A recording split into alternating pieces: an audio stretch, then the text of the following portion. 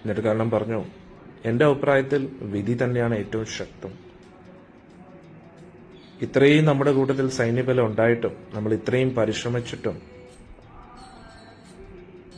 വിധിയാണ് എല്ലാത്തെയും തടുക്കുന്നത്.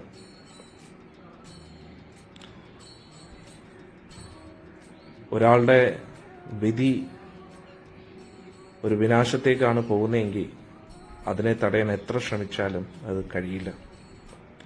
നമ്മളെപ്പോഴും പാണ്ഡവരെ വേദനിപ്പിച്ചിട്ടേ ഉള്ളൂ. പക്ഷെ എന്നിട്ടും അവരെപ്പോഴും സുരക്ഷിതരായിട്ട് അതിൽ നിന്ന് രക്ഷപ്പെടിക്കാൻ. എനിക്കൊരിക്കലും തോന്നുന്നില്ല ശക്തിയിലോ ബുദ്ധിയിലോ അവർക്ക് നമ്മളെക്കാട്ടിയും കഴിവുണ്ടെന്ന്. പക്ഷേ വിധിയാണ് എല്ലാം നിയന്ത്രിക്കുന്നത്. വിധിയാണ് അവരെ സംരക്ഷിക്കുന്നത്. വിധി നമ്മുടെ നാശമാണ് പറഞ്ഞിട്ടുള്ളത് എങ്കിൽ നമ്മൾ എത്ര ശ്രമിച്ചാലും അതിനെ തടയാൻ കഴിയില്ല. ഇത് കേട്ടിട്ട് ദുര്യോധനൻ ഒന്നും മിണ്ടിയില്ല. ദുര്യോധനൻ വിചാരിച്ചു, കാരണം തീർച്ചയായിട്ടും ശരിയാണ് പറയുന്നത്. ഭാഗ്യം എപ്പോഴും പാണ്ഡവരുടെ പക്ഷത്തായിരുന്നു. പക്ഷെ ഭാഗ്യം എപ്പോഴും ചഞ്ചലമാണ്.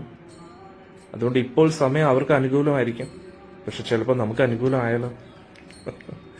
അതായത് ഇവര് ഭാഗ്യം എന്ന് പറഞ്ഞു കഴിഞ്ഞാൽ ഒരു ചാൻസ് ആയിട്ടാണ് കാണുന്നത്. ചാൻസ് എന്ന് പറഞ്ഞാൽ ചിലപ്പോൾ നമ്മുടെ വശത്ത് പക്ഷെ ഇവർ മനസ്സിലാകുന്നില്ല, ഈ ഭാഗ്യത്തെ നിയന്ത്രിക്കുന്ന ഭഗവാൻ ആരുടെ പക്ഷത്താണോ അവർക്കായിരിക്കും എല്ലാം കിട്ടുന്നതെന്ന് ഇവർക്ക് മനസ്സിലാവുന്നില്ലേ.